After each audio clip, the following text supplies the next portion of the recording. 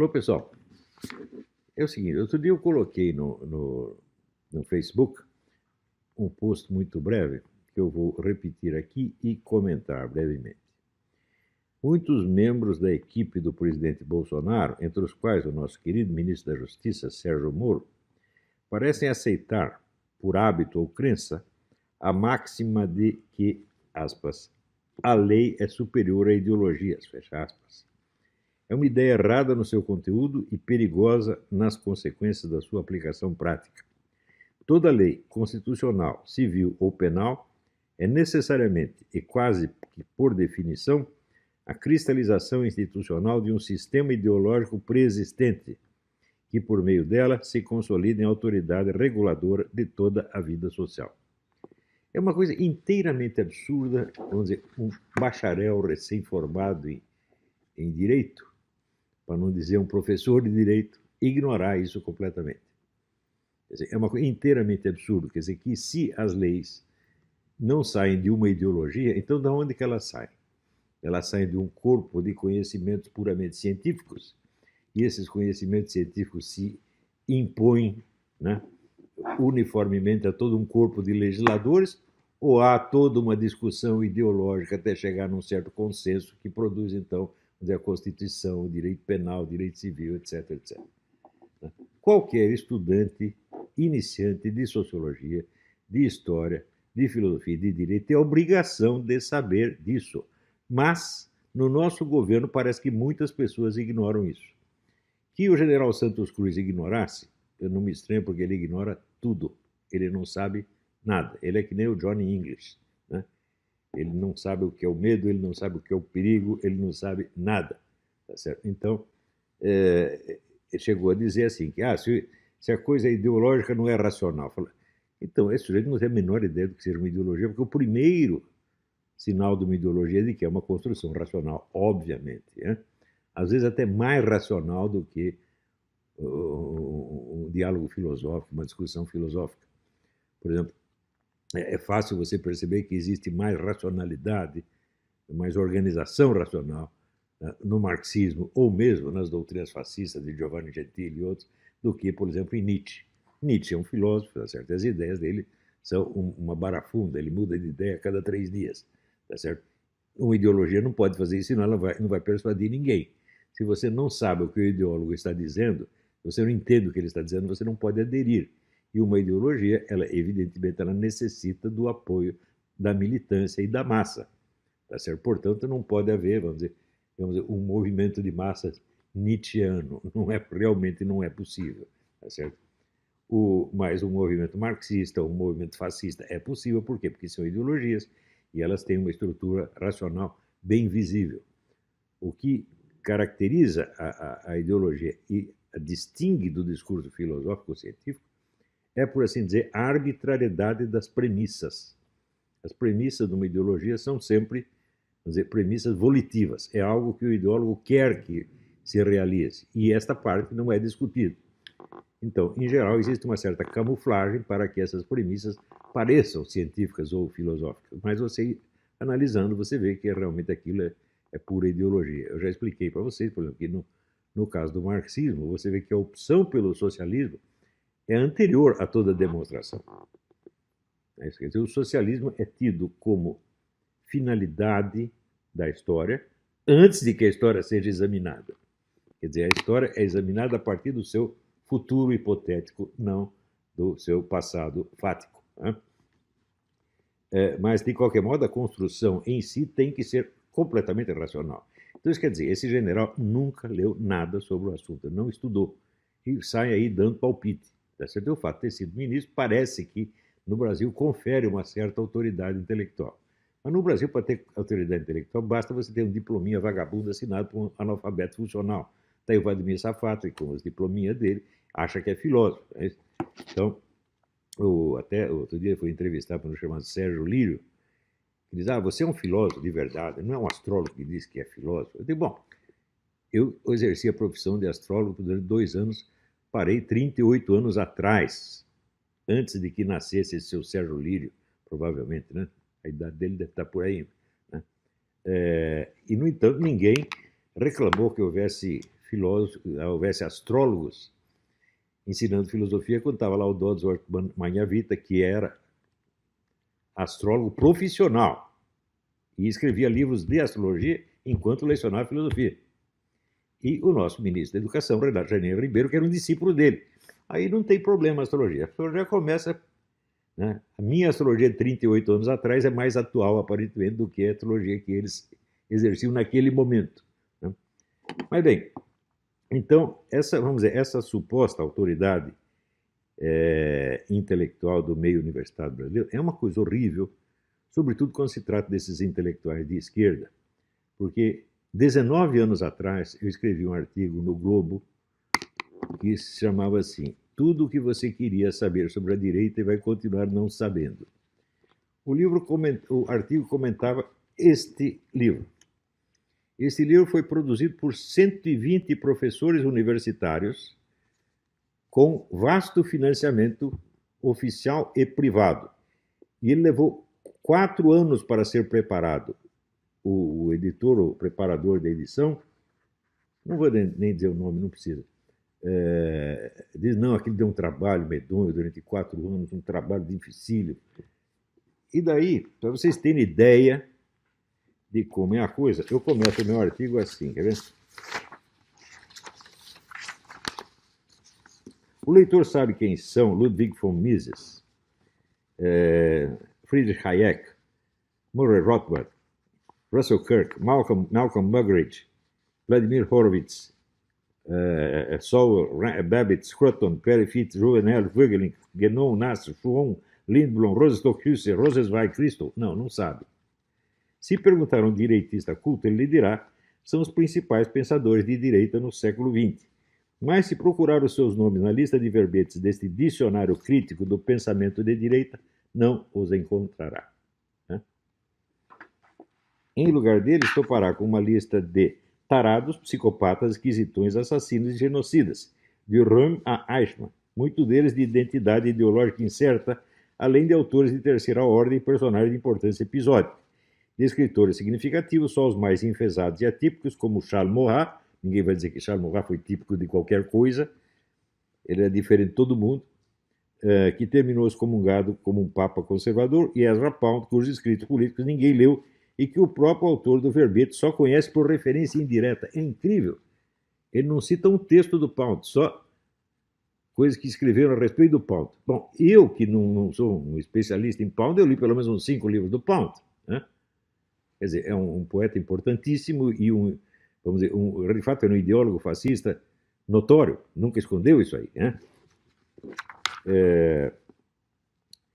O escrito ninguém leu, que o próprio autor do verbete só conhece por referência indireta. Dos direitistas normais, sobraram apenas Ortega y Gasset, Wilfredo Pareto, Carl Schmitt, Michels, Mosca, Heidegger, Gentile e Burke. Exatamente isso. 1, 2, 3, 4, 5, 6, 7, 8. 8 autores direitistas, no meio de milhares que existem no mundo. Né? Além de alguns brasileiros. Em compensação, há verbete sobre Walt Disney, cuja única contribuição ao pensamento de direita foi delatar os agentes comunistas, sobre Eleonora Duse, da qual só não se pode dizer que não deu nada porque foi amante de um direitista, né? E sobre Mônica Levinsky. O que a Mônica Levinsky tem a ver com o pensamento da direita? Né? Então, isto expressava o conhecimento que a nossa instituição universitária, a nossa classe universitária tinha sobre o pensamento de direita. Daí, evidentemente, escandalizado com isso, eu comecei a divulgar os pensadores de direita. Né? Esses aqui que eu mencionei, muitos, centenas, que eram totalmente desconhecidos por esse bando de vigaristas que são os professores universitários brasileiros. Desconheciam tudo. Começaram a conhecer agora. Agora parece ser o Leandro espiritual. Agora vou dar um curso sobre pensamento conservador. Qual é o livro que ele diz que está estudando? O livro da Ayn Rand. A Ayn Rand é tão conservadora quanto eu sou extraplanetário. Não é isso? Então, ufólogo. Então, eu sou ufólogo. Né? Quer dizer, o cara não sabe do que está fazendo e continua não sabendo. E daí aparece até o Vladimir Safato dizendo, não, a direita tem intelectualidade, a direita não. Peraí, a esquerda tem intelectualidade, a direita não. Peraí, vamos somar aqui. Quantos você tem de grandes pensadores na esquerda e na direita? A direita dá, assim, é uma surra homérica. Aliás, também aqui, porque põe a mim em confronto qualquer desses palhaços da esquerda, eles saem que nem o Alaor Café, sai chorando. Ou o próprio Alexandre Dugin. Por isso que eles ficam fazendo fofoca e chamando de astrólogo pelas costas, em vez de querer me enfrentar. Esse Vladimir Safat, esse levou uma surra homérica do Stefan Molyneux, que não é nem filósofo, é um jornalista apenas. O Molyneux arrasou com o cara, foi uma vergonha. Ele não está qualificado para nenhum debate. Nenhum professor universitário brasileiro de esquerda está qualificado para debate nenhum. A vida deles é pura vigarice, é patifaria, gente. Esse livro é a maior prova desse negócio. Eu não estou inventando coisa, eu não estou xingando, eu estou descrevendo um fato histórico. Assim, o total desconhecimento pela classe acadêmica de um assunto sobre o qual eles se atrevem a fazer um dicionário. Quer dizer, como podemos respeitar essas pessoas? Como podemos dizer que seu Safat é um filósofo? Seu Safat não é filósofo coisa nenhuma, ele é um tipo igual a esses aqui. É só enrolação acadêmica, é só enrolação ideológica, é só isto. É só isso que eles sabem fazer, é só isso que fazem. E tem que fazer porque todos eles pertencem a grupos políticos. Bem organizadinhos, bem financiadinhos, e você tem que agir de acordo com o grupo. Então, é isso que acontece. Muito bem. Acontece que, nos últimos tempos, virou moda falar mal da ideologia. A mídia, que é todinha de esquerda, né, diz que existe um setor ideológico no governo. E tem um setor técnico, científico. Né? E agora eles defendem, o setor ideológico está atrapalhando a reforma da Previdência. Quer dizer, a esquerda agora está apoiando o Bolsonaro na reforma da Previdência e dizendo que o setor ideológico, especialmente eu, que não sou parte do governo, não tenho nada a ver com esse governo, né, estou atrapalhando a reforma da Previdência. Né? Enquanto está lá o general Santos Cruz jogando um contra o outro, né, pregando o Mourão, pregando contra o presidente, contra a campanha, contra os itens de campanha do presidente, e eu que estou dividindo o governo. Quer dizer, esse pessoal partiu para a alucinação, quer dizer, a mentira já subiu a cabeça deles mesmo e os enlouqueceu por completo. Tá certo? Quando aparece o sujeito querendo matar o presidente, digo assim, daí vão abrir inquérito porque o sujeito ameaçou matar o presidente. Isso que vocês não sabem ainda que a esquerda inteira quer matar o presidente, não? Vocês acham que é um cara só? Vocês estão loucos, né? Vocês não sabem que a esquerda no Brasil é o Foro de São Paulo. Veja, eu estava acabando de dizer que toda legislação é incorporação de um sistema ideológico pré-existente. Examinemos, por exemplo, a Constituição brasileira. A Constituição brasileira é a formação de um Estado que é um Estado preparatório ao advento do socialismo. É isso que ele é. Quer dizer, é um governo de transição. Só você lê a nossa Constituição, qual é a finalidade dela? Ela está implantando o socialismo? Não.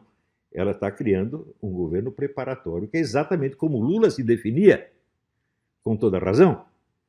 Então você, com essa Constituição na mão, o que você pode fazer se não obedecê-la? Isto é, favorecer a transição para o socialismo, de um jeito ou do outro.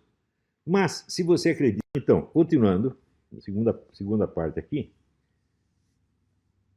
a gente vê que essa noção da lei ser superior à ideologia é ela própria uma ideologia de tipo positivista, feita com a ideia de neutralizar com a autoridade da ciência a ideologia oposta. Só que isso pode ser usado pela direita, mas pode ser usado pela esquerda também.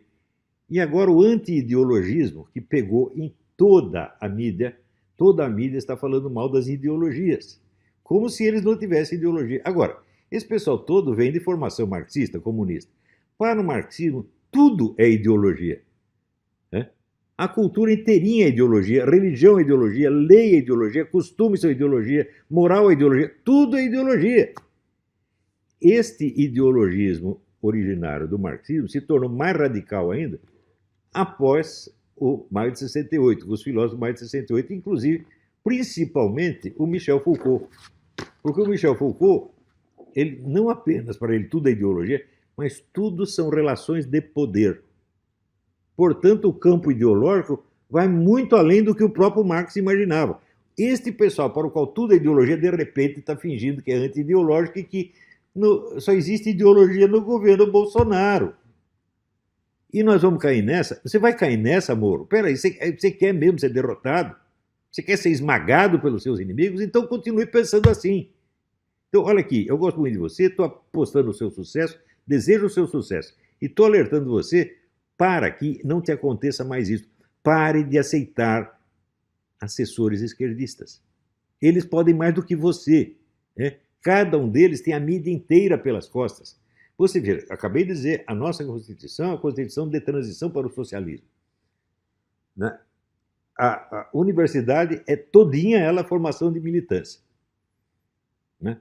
E a mídia é também. A mídia de esquerda está pautando o nosso governo. Você vê,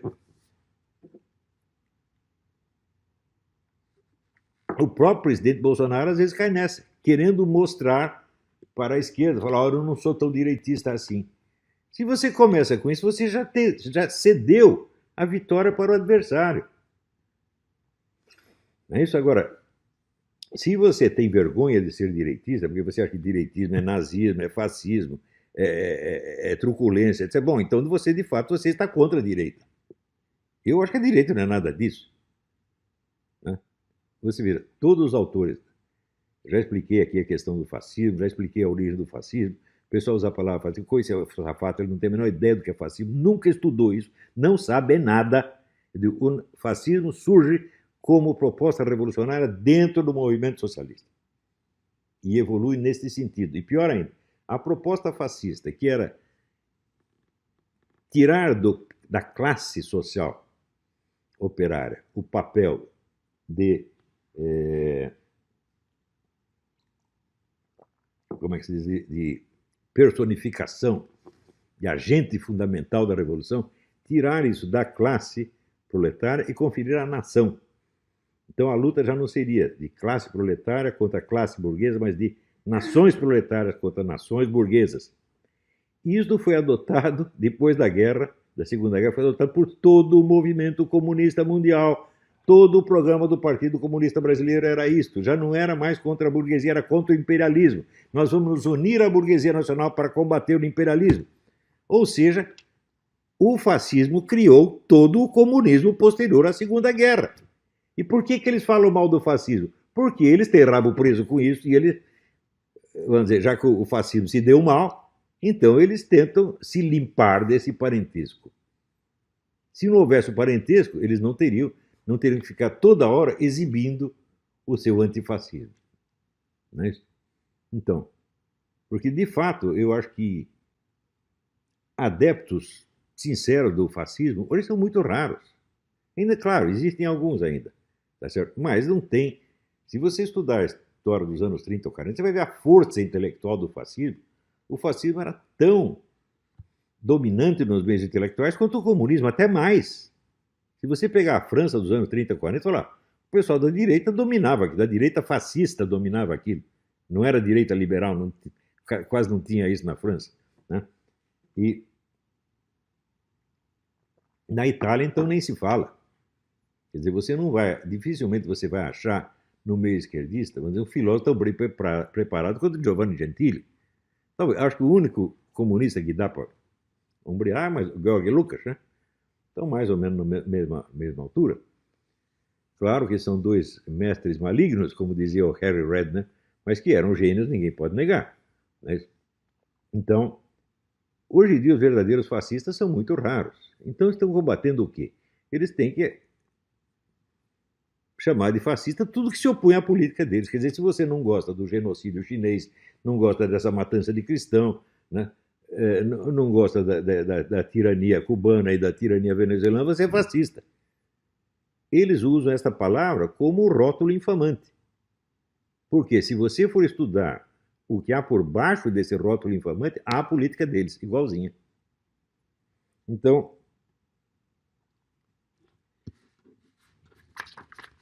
ou nós começamos a entender realmente o que é uma ideologia e entender o seguinte: a ciência política pode ser supra-ideológica.